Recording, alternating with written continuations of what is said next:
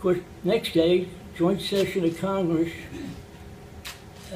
FDR comes up, makes his day of infamy speech, and I'm there on the floor as overseer of the Republican pages. The place is packed.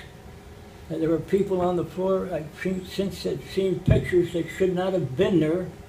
Probably wives of congressmen or relatives and so forth.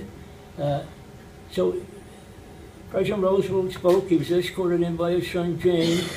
It was a 22-minute speech, historic speech. I have a copy of it here. And then, of course, the joint session was adjourned. The Senate went back to their chamber and voted 80 to nothing in favor of the declaration of war. And the House started a debate issue, and Speaker Rayburn wouldn't let anybody talk. And at this point, Congresswoman Jeanette Rankin, Republican of Montana, first lady elected to Congress, asked for a special recognition, and the Speaker wouldn't recognize her. Long story short, the House voted on the war. It was 388 to 1 against the war. And right about here, would be a beautiful trivia question, by the way. Who was standing next to Congresswoman Jeanette Rankin when she cast her only no vote against the war?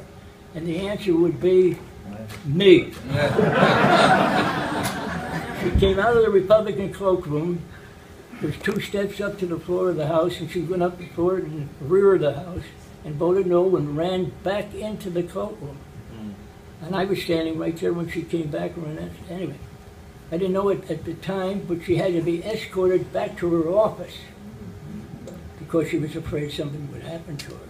And I also didn't know it at the time, if you can believe this. She also voted against World War I. This is a history lesson for me and everybody.